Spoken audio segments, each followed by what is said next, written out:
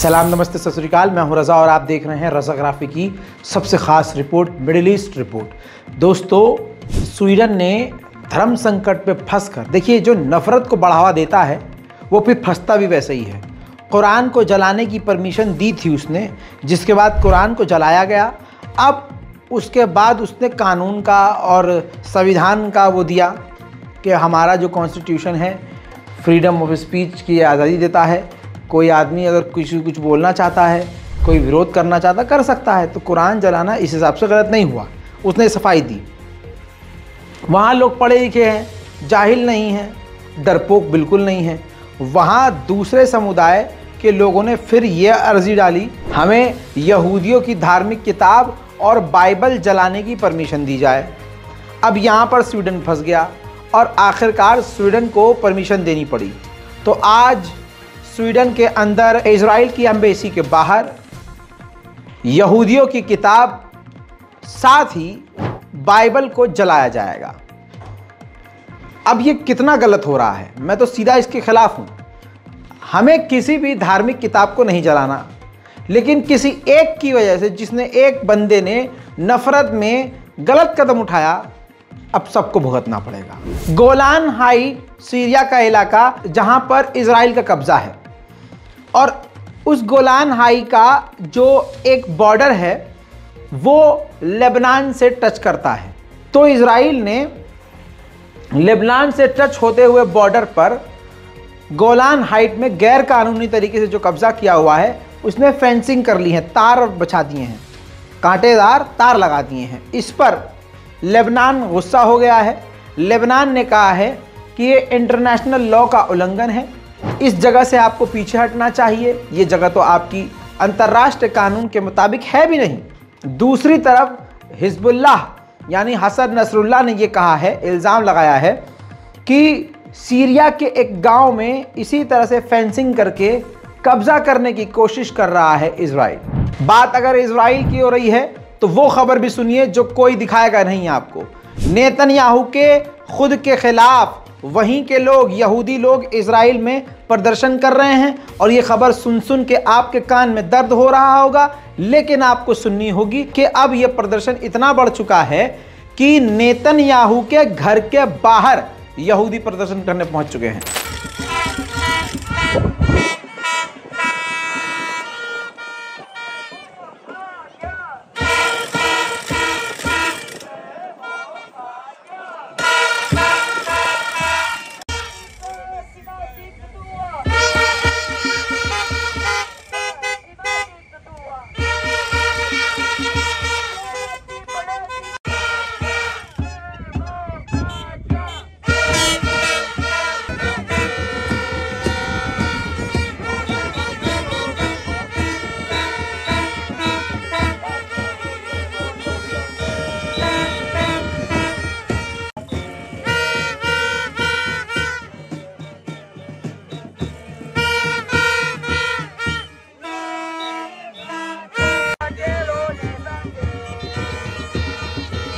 इस नेतन्याहू के खिलाफ पूरे यहूदी लोग खड़े हो चुके हैं। यहां तक कि मिलिट्री और पुलिस में काम करने वाले कर्मचारी भी, अफसर भी पीछे हट चुके हैं। हत्ता कि जो पायलट हैं लड़ाकू जेट के, उनमें से सैकड़ों पायलट्स ने ट्रेनिंग लेने से इनकार कर दिया है। इस पर नेतन्याहू ने जवाब ये दिया है कि कोई बात नहीं, मत लो ट्रेनिंग, हमारे पास जितने पायलट हैं वही काफ़ी हैं।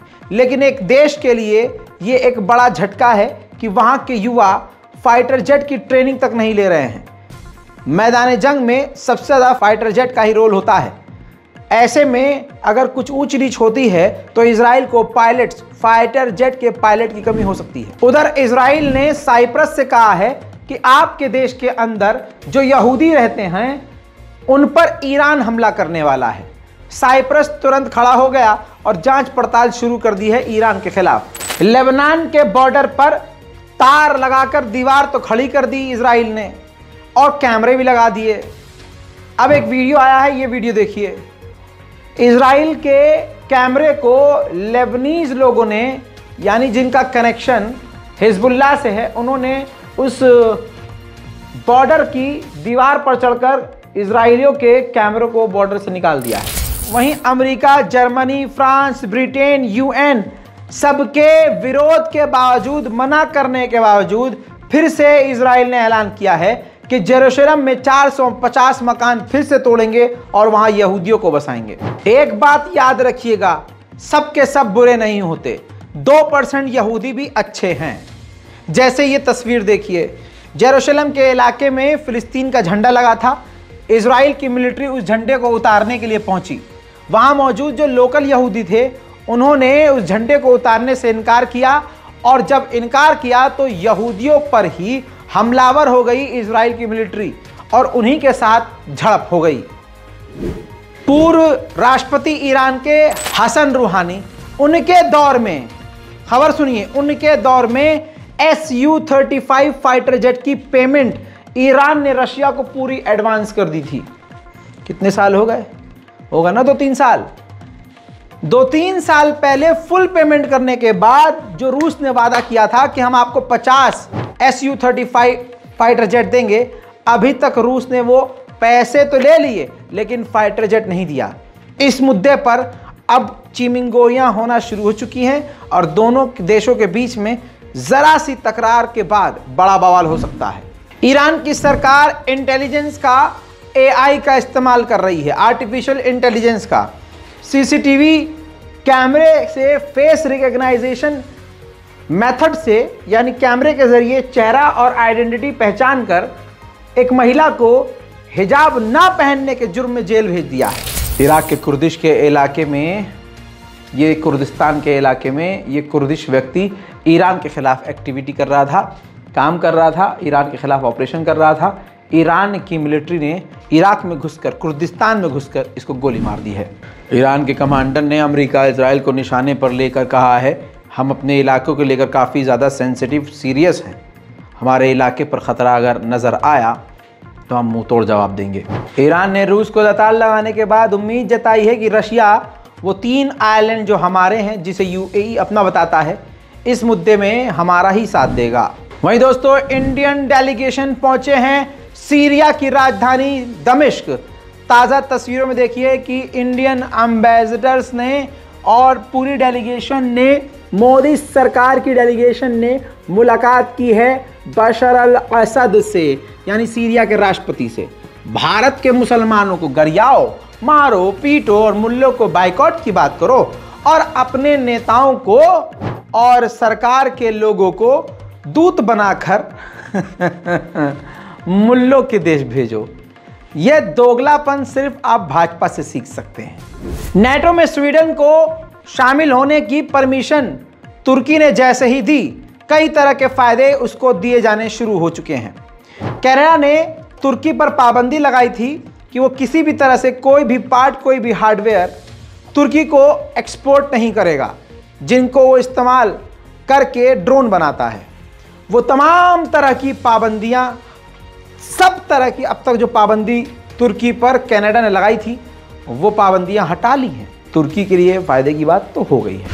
उधर रजब तैयब एर्दोगान ने कहा है कि हम इसी साल के आखिर तक 6.5 लाख मकान बनाकर दोबारा तैयार कर लेंगे जो ज़लज़ले में, भूकंप में तबाह हुए थे।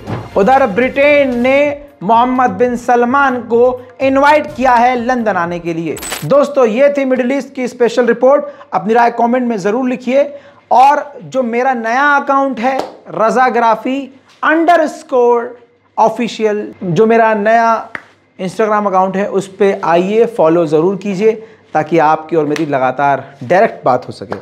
इधर मैं आपको लाइव भी मिलूंगा, आपके सवालों को जवाब भी दूंगा। मैं हूं रज़ा और आप देख रहे थे रज़ाग्राफी। जय हिंद।